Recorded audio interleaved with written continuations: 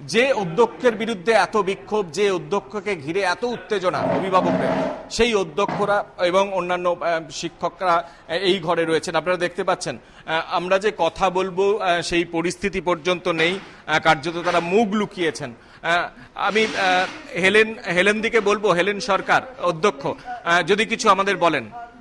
হ্যাঁ, আপনি কিন্তু দেখা যাচ্ছে কেউ এখনো পর্যন্ত প্রতিক্রিয়া জানাবার মতো পরিস্থিতিতে নেই, বরং এখানে পুলিশি প্রহরায় যা দেখা যাচ্ছে যে এখানকার অধ্যক্ষ এবং শিক্ষিকারা কার্যত কিন্তু মুখ লুকিয়ে তারা ভেতরে বসে রয়েছেন এবং তাদের বের করানোর মতো পরিস্থিতি তৈরি হচ্ছে, কিন্তু পুলিশ কিন্তু সেটা পারছে না। এবং এখনো পর্যন্ত যা পরিস্থিতি, তাতে কিন্তু তারা এখনো পর্যন্ত পরিস্থিতি এতটুকু বদলায়নি।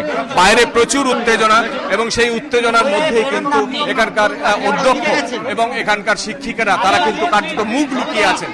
বাইরে প্রচুর উত্তেজনা, এখানে প্রচুর পুলিশি প্রহরা, তার মধ্যেই কিন্তু এখানে কিন্তু দেখা যাচ্ছে যে এখানে যে অধ্যক্ষের ঘর, সেই অধ্যক্ষের ঘরের বাইরেটা, অধ্যক্ষের ঘরের ভেতরটায় কিন্তু পুলিশে ছয়লাভ এবং তার মধ্যেই অধ্যক্ষ এবং অন্যান্য শিক্ষিকেরা কার্যত এখানে মুখ লুকিয়েছেন। আমরা অধ্যক্ষের এই যে ঘর থেকে বেরোলাম, এখানে পর্যন্ত ভাঙচুরের ছবি দেখা যাচ্ছে। এখানকার ভাঙচুরের ছবি পাশাপাশি এখানে প্রচুর পুলিশ মোতায়েন করা হয়েছে এবং ভাঙচুরের ছবিটা আমাদের ক্যামেরা পার্সন শান্তনুকে বলবো সেই ছবি দেখাতে।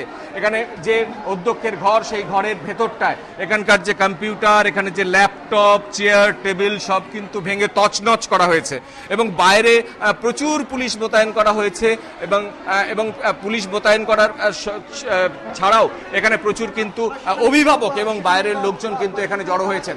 তাদের ক্ষোভ, তাদের উত্তেজনা এতই প্রবল যে এখনো পর্যন্ত সেই পরিস্থিতি তৈরি হয়নি যে অধ্যক্ষ এবং অন্যান্য শিক্ষিকাদের এখান থেকে উদ্ধার করা হয়। আপাতত যে আমরা দেখলাম, অধ্যক্ষ এবং শিক্ষিকারা মুখ লুকিয়েছেন ভেতরে। ক্যামেরায় শান্তনুর সঙ্গে কৃষ্ণেন্দু অধিকারী, এবিপি আনন্দ, কলকাতা।